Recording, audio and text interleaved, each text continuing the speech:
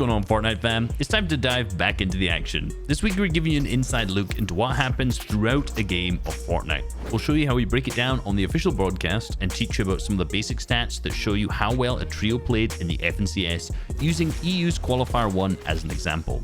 Let's go ahead and get started. We are going to begin by breaking down timing of eliminations throughout a competitive game of Fortnite.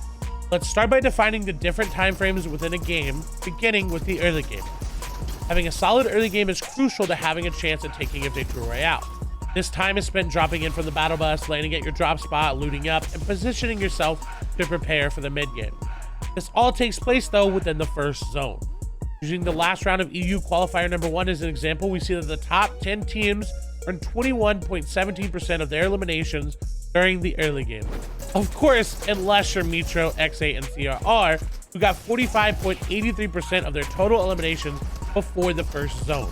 This is because they were contested in Slurpy Swamps by Kiriachi, Choose, and Stormy Right, who they dominated this off-spawn fight 4 out of the 6 matches against.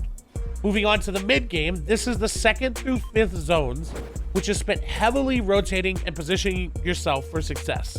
Things do slow down here quite a bit, with 2nd, 3rd, and 4th zones only accounting for around 15% of the total eliminations for the day, despite, however, being 9 minutes and 30 seconds long. This is where players are focused on their positioning, rotations, and storm surge tags rather than trying to fight other players. However, things change towards the end of the mid-game.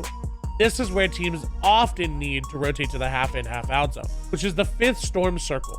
A lot of players are eliminated trying to rotate here. Many of the top teams intentionally look to fight during this time to get their loot refreshed. Overall, the 5th storm circle accounted for almost 15% of the eliminations for the top 10 teams, the same as the previous 3 zones, but in 1/4 of the time. Not all the teams are quiet during this time though, such as Vino, Rezon, and Tayson. They had 34.29% of their eliminations in the 5th zone, showing that they were hyper aggressive at this stage. Once the 5th zone closes though, you are officially in the end game. From 6th through 9th zone, the storm circle gets smaller and smaller while moving to different areas of the map.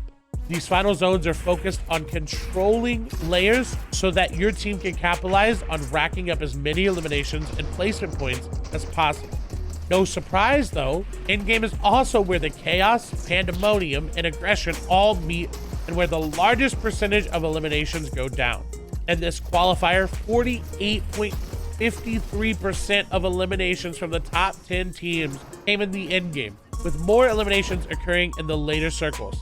The elims in that final 9th zone accounted for 18.24% of the total elims for these teams, really showing that in order to be successful, you had to make it to this point in multiple games and frag out. Vino, Tayson, and Rezon again stood out above the rest of the pack by having 34.29% of their eliminations in the final storm circle, which is interestingly the exact same percentage of eliminations they had in the 5th circle. Their plan is to fight in the 5th zone to get some much needed refreshes to continue to rack up those points. Next up, we wanted to focus on the difference between contested and uncontested drop spots. When you land at your drop spot and someone else lands in the same area, sorry, but this means you're contested. No one around when you land, congratulations, you've got your drop spot uncontested, and you can plan out the next stage of your game while safely looting. Contested drops make it that much more difficult to transition into the mid game. In the EU FNCS Open Qualifier round number 4, all of the top 5 teams found themselves uncontested. Most teams that were contested in 6 of 6 games came 17th to 30th. The main exception to this was Metro, CR, and X8, who placed 9th, a true outlier. This is just another example of the benefit of being uncontested off spawn and why your drop is a huge factor in the success of your overall game. The next stat you may hear us talking about is solo impact. Solo impact is all about the eliminations and the placement points a player gets when their trio mates are eliminated. Again, using the FNCS Qualifier 1 in EU as an example, Guildhen had a solo impact score of 33, where the average across all 99 players was only 8.5.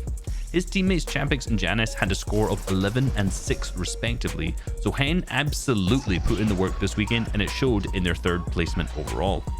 It's pretty common for teams to have one player with a much higher solo impact than the rest, given the different roles in the trio. Aloft Void had a solo impact of 26, the second highest on the day, whereas his teammates Vestroki and Karma had solo impact scores of 13 and 10 respectively. When the game mode is trios, it can be difficult to understand each player's impact given a certain day. The solo impact allows us to understand the teammates who are on fire that day and deserve the praise. Remember, just because one member has a higher solo impact doesn't necessarily mean that they're the carry, it just means that they're doing the role very well. Final stat we're going to introduce is the Fortnite Battle Average, and this is based off the percentage of eliminations each player gets throughout the individual matches. Now it may not sound like a lot, but if a player gets over 2% of the eliminations in a match or a set of matches, they'll probably be in the top 10 of players for that qualifier. You can see the categories that we've got on screen and how they're categorized for the Fortnite Battle Average. To note, only one player in EU or NA East was into the Elite category, which was again Guild Hen, who was able to get 3.46% of all of the eliminations throughout the day, the next highest being Vanish River on the NA East server, who had 2.78%.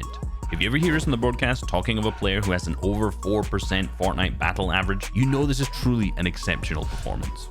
This is going to wrap it out for our topics today. We hope this new knowledge will aid your gameplay from Qualifier 2 and beyond.